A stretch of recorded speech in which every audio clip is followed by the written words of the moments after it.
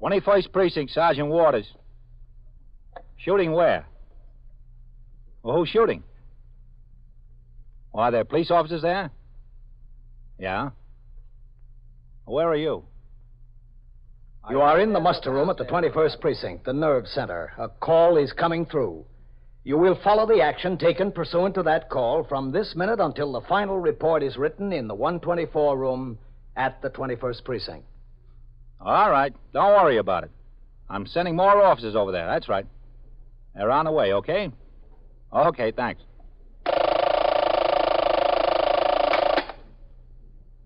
21st Precinct. It's just lines on a map of the city of New York. Most of the 173,000 people wedged into the 9/10 of a square mile between Fifth Avenue and the East River wouldn't know if you asked them that they lived or worked in the 21st. Whether they know it or not, the security of their homes, their persons, and their property is the job of the men of the 21st Precinct. The 21st, 160 patrolmen, 11 sergeants, and 4 lieutenants, of whom I'm the boss. My name is Kennelly, Frank Kennelly. I'm captain in command of the 21st. I had finished my night tour at 8 a.m. and was not due back on the job for 24 hours. A precinct commander's duty chart is arranged so that there's at least one captain on the job in each division at all times. He reports for his day tour at 8 a.m. and is on the job until 6 p.m. Then, normally, he is off duty until the beginning of his night tour at 4 o'clock the following afternoon and works until 8 o'clock the next morning. But on duty or off, the precinct is still the captain's responsibility, and he is subject to call by the desk officer in the event of any major crime or unusual occurrence. Nothing out of the ordinary occurred in the precinct until 10:18 p.m., when Detectives Novak and Fitzpatrick of the 21st Squad, who had been investigating an apartment burglary, were returning to the station house, heading downtown on Lexington Avenue. So, what good is a manager without a team? That's not the point. The point is a good manager has to have a chance to build a good team. You can't expect a guy like Dressen to come into a club like Washington and build a pennant winner in 1 year. He's got to have a chance. He's got to have a chance to build the young players up and make a team out of them. Now, listen, when the light changes, take a right. I want to stop by that delicatessen and show them a few pictures I'm carrying. Oh, George's? Yeah, there've been some delicatessen stick-ups down in the 15th, too. I had some mugshots pulled on a couple of boys they think might be right for them. I'd like to have George take a look at them. Okay. You take a guy like Dressen. Yeah. What's he going to do with Washington in 1 year?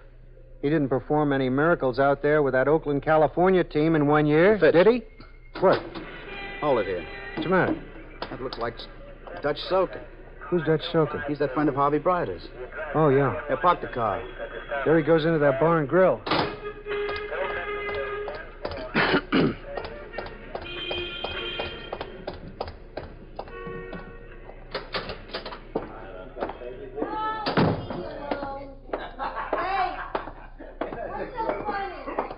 Hello, Dutch. Yeah? Oh, hi. How have you been? How have you been? Oh, I can't complain. Let's see, where do I know you from? Where do you work out of? 21st Squad. Oh, yeah. Yeah, I remember. Now, you should. Now, let's go sit in the booth over there. I want to talk to you. Well, I just ordered a bottle of beer. Now, you can drink it in the booth. Yeah, I guess I can. Hey, listen, can I have that beer when it's taken the booth? Okay, it's coming. How about one for you? No, thanks. Can't give it to you till I take the cap off the bottle. I just wanted to move to the booth. 35 out of a half. Ah, forget it, huh? Some for you? No, not right now. Come on, Dutch. Yeah. You sure you won't have something? No, not right now. Sit down. Yeah. Well, it's nice running into you. I didn't just run into you, Dutch. Oh, didn't you? A call came over for us to ring in. Oh, yeah? This is my partner, Detective John Fitzpatrick, Dutch Soken. Hello. How are you? Move in a little bit, Dutch. Yeah, sure. I better ring in first. Yeah, go ahead. I'll be right back. Can we order him something? No, I don't think so. Where you living now, Dutch? Well, still the same place, sir. Where's that? 619 St. George Street. In Brooklyn? Yeah, in Brooklyn, yeah. What are you doing up here? Oh, I just come up to see a friend. Where is he? Well, I seen him already. I just thought I'd stop in and have a beer before I got the subway home. Where you working? The same place, truck terminal. You working steady? Yeah, sure. Every day. What do you hear from Harvey? Harvey? I didn't hear anything from Harvey. Well, he broke out nearly a week ago. You mean he hasn't been in touch with you? No, he hasn't been in touch with me. Why would he get in touch with me? I thought you were such good friends. Oh, listen, you guys got the wrong impression. We weren't good friends. We just knew each other, that's all. I had a beer or two with him once in a while. I don't see where that makes us such good friends. I'm having a beer with you. That doesn't make us bosom buddies, does it? Not necessarily. Sure. They had another flat burglary on Madison Avenue. Yeah? Whitey wanted us to take the squeal. I told him we were tied up. Okay. He's giving it to Woods and Vitale. Move over, Dutch. Yeah. Dutch says he hasn't seen or heard from Harvey. Now, look, I don't know why you should come after me just because I'm acquainted with the guy. All the information I got was in the newspapers there. I know a couple of months ago you wanted to talk to him for shooting up some guy on the docks. I know you couldn't find him. I know he was collared up in Boston after a stick-up. Some guy got killed there. I know he walked out of jail up there last week. I didn't hear from the guy. I didn't see him. I don't want to hear from him. He's too heavy for me. You get mixed up with a guy like that, it can lead to nothing but trouble. I don't want any part of him. I don't blame you, Dutch. That's the truth now. I don't want any part of him. Guy is trigger happy. I got enough troubles of my own. I don't need his, too, How much short time you owe, Dutch? I owe them about 19 months. What was that on? Oh, it's still that same 2.5 to 5 bit. Grand larceny. It was hijacking a truck, wasn't it? Oh, there wasn't any hijacking involved in the first place. The driver wasn't stuck up at all. That trailer was just parked there on a lot. It was broken open. Some guys broke it open. What do you mean, some guys? It was you, wasn't it? No, it wasn't me. You pleaded guilty? Yeah, well, I figured to cop out was the cheapest thing to do. I couldn't go argue with them. So I copped out for 2.5 to 5. I did 20 months. I owe them 19. Have you been seeing your parole officer regularly? Yeah, sure. I'm okay in that department. Been living up to your parole conditions in all respects? You betcha. All respect. I'm clean as a whistle. Been getting home by midnight? Every night. Now it's 10:30 now. I'd be home by 11:15, 11:20 if I didn't stop to talk to you. You haven't been seeing any of the boys, have you? Oh, I told you, I don't run with that kind of crowd anymore. I'm a hard-working man. I got to be on that job 7:30 in the morning, yeah? How have you been as far as the drinking is concerned? Oh, now, listen, I stopped in here for one beer. You're not supposed to stop in for any. Yeah, but have a heart. You're supposed to abstain completely from intoxicating liquors. One beer, fellas. Now, listen. And you're supposed to walk right by bars, not go in them. Now, look, you're not going to make me go back and do that whole 19 months just for one beer, are you? You got to be reasonable at some point. It's not up to us to make you go back. I know, but you give a bad report to my parole officer, and I'm back up at Sing Sing, sitting out that 19 months.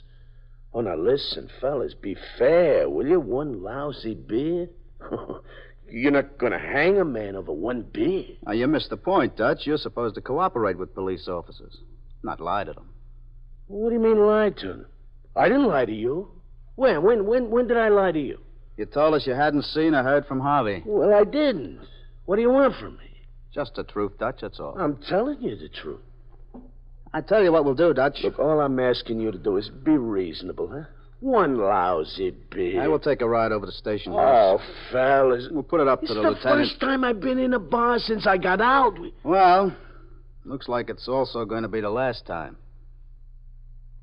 The two detectives, William Novak and John Fitzpatrick, took the parolee and known acquaintance of escaped killer Harvey Brider to their car and drove to the station house. There they parked, and at 10:51 p.m. they walked up the 3 stone steps into the muster room, past Lieutenant Snyder, who was desk officer, and Sergeant Collins, who was on switchboard duty, and into the back room where 2 division plainclothesmen were questioning, prior to booking, a woman they had arrested on charges of disorderly conduct. They escorted Dutch up the rickety stairs to the 2nd floor where the office of the 21st Detective Squad is located. Right over there, Dutch. I know where to go. Okay. Listen, one lousy beer. Be reasonable, huh? It's not the one beer, Dutch. It's the principle of the thing. What principle? Go ahead. Whitey? Yeah. Did the lieutenant get in? Yeah, he's in his office. Keep him here a minute, Fitz. Yeah. Federal case over one beer.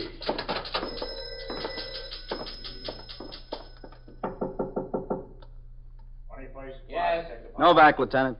Come in. Not doing a job until 8 in the morning. Yes, Novak? Now, listen, Lieutenant. Yeah? You know that Harvey Bryder that broke out of jail in Boston last week? The one that's also wanted here in a homicide charge? Yes, sir. What about him? Now, Fitz and I picked up a friend of his in a bar over on Lexington Avenue. Yeah? There's a fellow named Dutch Sokin. He traveled around a lot with Harvey. Do you know where Harvey is? He says he doesn't, Lieutenant, but he hasn't given us a straight answer yet.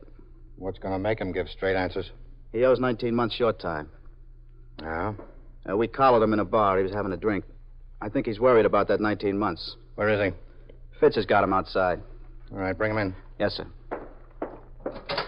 Fitz. Yeah? Come on in. What does he owe this short time for? Grand larceny, Lieutenant. Right in there, Judge. Okay, yeah.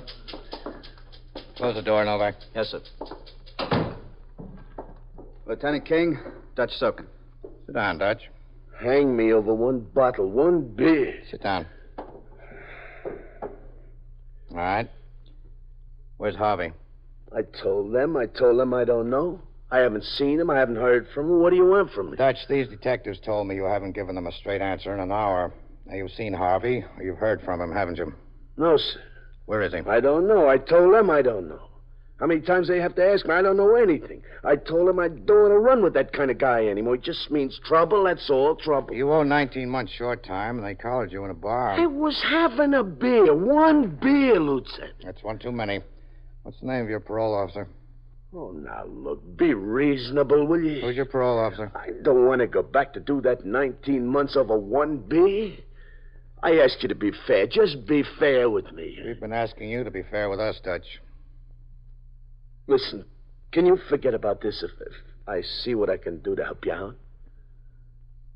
I'm willing to trade, Lieutenant. I just want to be sure I'm on firm ground. Dutch, you've got a long way to go before you're on firm ground. Now, you help us. I promise I'll talk to the man. Where's Harvey? I don't know. That's not helping. I don't know. I only heard from him. When? Yesterday. I was hustling packing cases on the job. The foreman came over. He said there was an important telephone call for me. I went to the office. I got it. It was Harvey. Is he in New York? Yeah. Yeah, he's in New York. I told him, look, Harvey, you're too hot. I don't want anything to do with you. He said I got to do him a favor. I said, I don't want to see you, Harvey. I don't want anything to do with you. He said all he wanted to do was for me to contact his girl. I should make arrangements for them to make a meet. Who's she? Her name's Dorothy Curtin. Where's she live? 372 East 80th. Did you contact her? Yeah. That's where I was tonight. I was there contacting. I was giving her the message. That's all. That's all I told him I would do. Only give her the message. That's all. I didn't want anything else to do with it. What was the message? Message was that she was to call a certain telephone number at 10 o'clock. That's all. What telephone number? Pennsylvania 65599. Where's that? I don't know. I haven't any idea. He said she don't have a phone. He didn't want to risk going there. He just give me this number. And he told me to have her call. That's all I know, Lieutenant. That's all I wanted to do with it. Okay. All right, now look, I helped you out. You going to do something for me? I don't want to do that 19 months over one little beer. That's a long time. Yeah, I've been okay otherwise. I've been clean as a whistle. Yeah, Dutch. Maybe you have. Trouble is, there are all kinds of whistles. You are listening to 21st Precinct, a factual account of the way the police work in the world's largest city. This is the second trial you've had since they accused you of a crime you didn't commit. As you sit there in the crowded courtroom, you know that there'll be another trial, and another if necessary, until finally the jury brings in a verdict of guilty. That's the way they want it. You wouldn't sign their phony confession. They can't pile up enough real evidence to make the charges stick. So this will go on and on until the jury is worn down, until that jury is ready to hang you rather than go through another trial. Well, there's a very good reason why you could never get in a spot like that. It's against the law, against the highest law of our land. You can't be placed in double jeopardy. You can't be tried again and again for the same offense where your life is at stake. The words that protect you against it are found in our Constitution, the 5th article of our Bill of Rights. Listen to what they say. No person shall be subject for the same offense to be twice placed in jeopardy of life or limb. That law goes clear back to the first Congress in 1789, city of New York. The group of men who gathered there to sign the Bill of Rights had you in mind. They were mindful of all the people and determined that the rights and freedoms of the people should never be ignored or denied. The Fifth Amendment is part of those rights. It is one of our freedoms. Now back to 21st Precinct and Captain Kennelly. Lieutenant King and his detectives interrogated Dutch for some time longer until they finally concluded that he knew no more than he had told them. In the meantime, the telephone number was checked out. It was a pay station in a bar and grill on 8th Avenue in the Times Square district. Lieutenant King sent detectives Howard and Vitale to the place. There was no sign of Harvey Brider. Neither the bartender nor 3 waitresses there remembered him, nor could they identify his photograph. One of them, however, recalled that the pay telephone did ring about 10 o'clock and that a man sitting at a nearby table walked into the booth to answer. At 10 minutes to 12, Lieutenant King and Detective Novak left the station house and drove to the address of Dorothy Kurt, 372 East 80th Street, given to them by Dutch. They parked down the street from the old 4-story tenement building and got out of their car to meet Detectives Fitzpatrick and Scanlon, who had been sent to plant the building while the questioning of Dutch was in progress. Okay. Yes, sir. Fitz. Yes, sir. Here, Lieutenant. Hi, Fitz. Novak? Where's Scanlon? Across the street there in the doorway to the cleaners. Oh, yeah. What'd you find out? I talked to the super. She lives in the second floor front, all right. Uh-huh. She's got 2 rooms. She lives there alone. Did she have any visitors recently? Well, the super told me he hadn't noticed any. Do you know whether she's home? There was a light up there a little while ago. It was turned out about 11:30. Which window is it? Those 2 up there. Second floor this side. The super said the one towards this end of the building is in the living room, the other's in the bedroom. Okay, let's go. Yes, sir.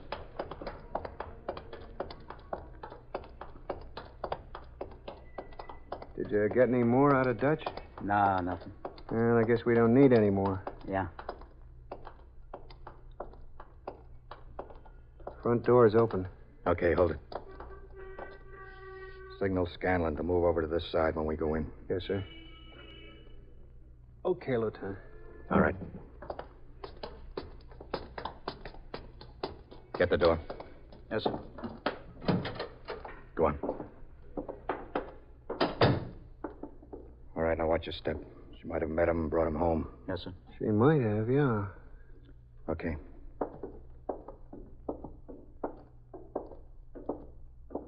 Okay, go on.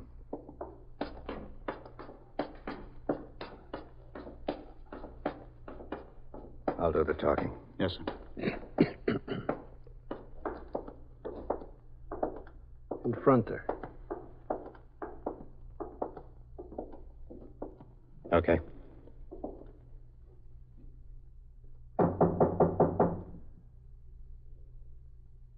Get set. Okay. Yes, sir.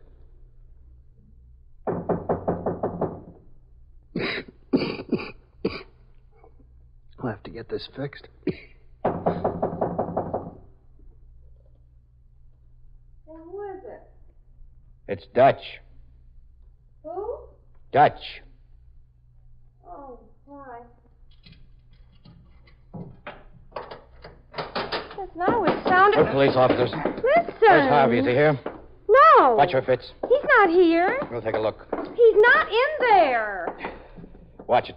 Kick the door open. Okay. That closet. You set? Yes, sir.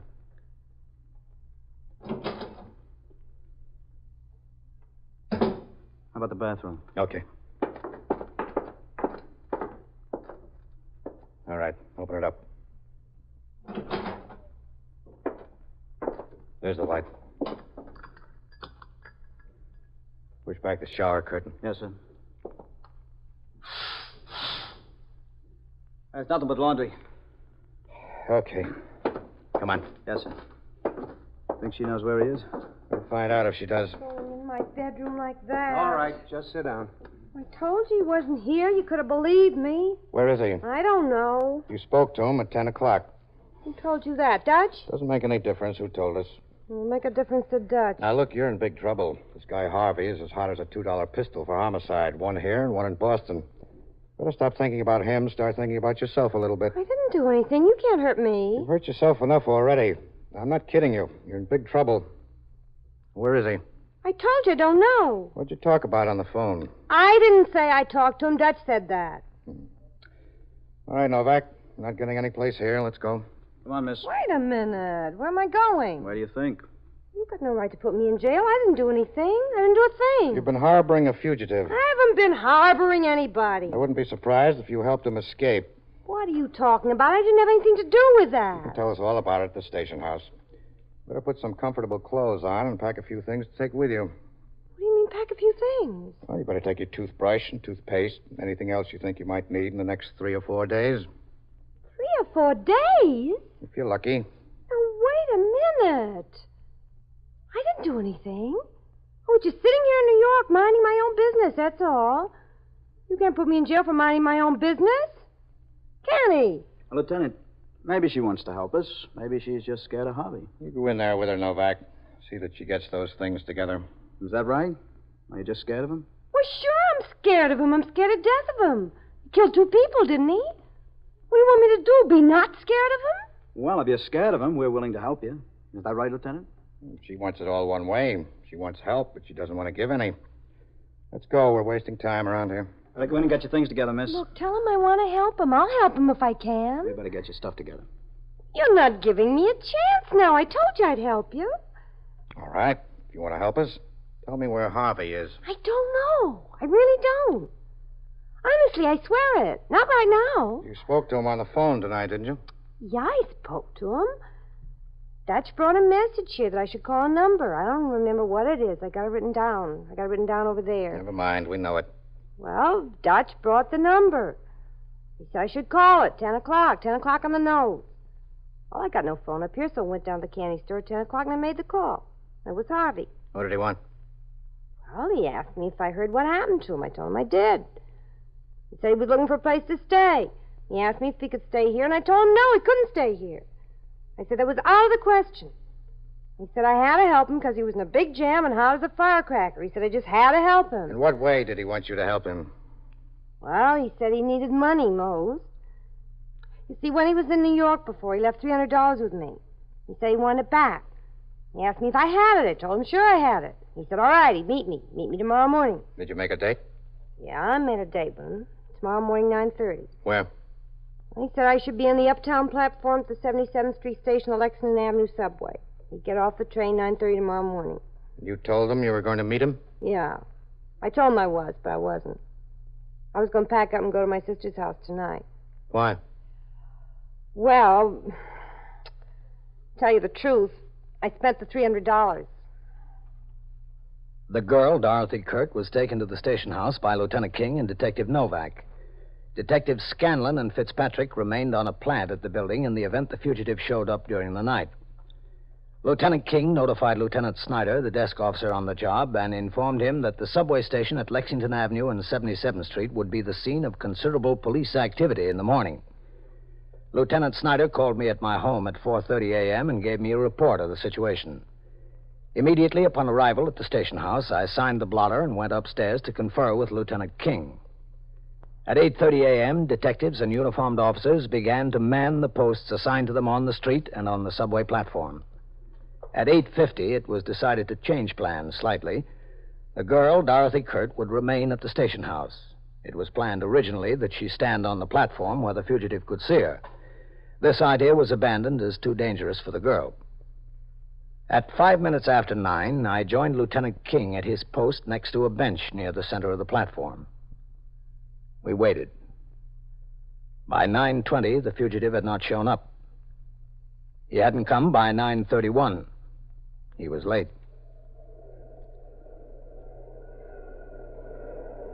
Here comes another train, I think, Captain. It's an express, Matt. Yes, sir. Well, the local shouldn't be far behind. 32 minutes after, Captain. What? 32 minutes after 9. Yeah. Think he's going to show? Well, he'd better, after all our preparation. Yeah, but it still wouldn't surprise me if he was supposed to meet that girl some other time, some other place. Wait a minute. Here comes the local. Yes, sir. Looks like everybody's set. He's coming. He ought to be on this one. 7 cars.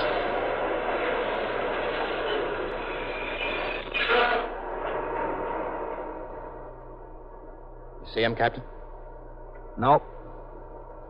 Way down there. Last car. That might be him. Novak made him. Come on.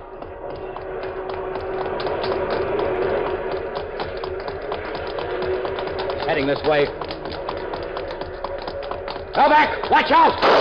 Come on. Take cover, Captain. Get behind that scale. Right. Where is he? You see him? There he is! He's down at the end of the platform. There he is! Duck! Novak, do you see him? He's over there behind that bench. The bench down at the end. Keep your head down. Stay down there! Stay down over there! Stay down! Matt? Yes, sir. Watch him! He's ready for it. Get him! There he comes! Here he comes, Matt. You've got him! You've hit him! Hold it up! Hold it up! He's down! Come on, Captain. Keep those people back. Keep them out of here. Yes, we're okay, Captain. Bring in for an ambulance. You all right, Novak? Yes, Lieutenant, I'm okay. How does he look, Sergeant? He could be better, Captain. I think he's had it. He got off the train. I walked behind him. I called to him to hold up. He turned on me, firing away. Guess when he didn't see the girl on the platform, he suspected something. Hey, one of you ring it for an ambulance? It's all taken care of, Sergeant. Well, this is one tough baby we won't have to worry about anymore, Captain. No, but don't be too hopeful, Matt. There'll be others.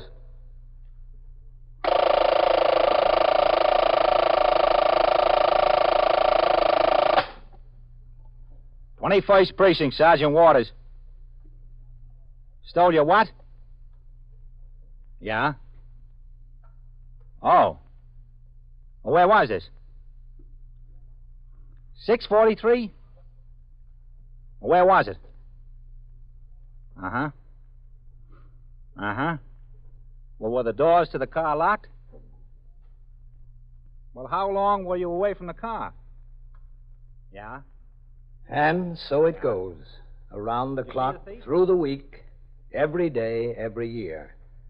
A police precinct in the city of New York is a flesh and blood merry-go-round. Anyone can catch the brass ring, or the brass ring can catch anyone. 21st Precinct, a factual account of the way the police work in the world's largest city, is presented with the official cooperation of the Patrolmen's Benevolent Association, an organization of more than 20,000 members of the Police Department, City of New York.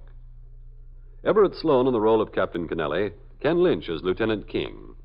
Featured in tonight's cast were Elspeth Eric, Harold Stone, John Sylvester, Bill Zuckert, Ralph Camargo, and John Gibson. Written and directed by Stanley Niss. Produced for CBS Radio by John Ives. Art Hanna speaking. This is the United States Armed Forces Radio and Television Service.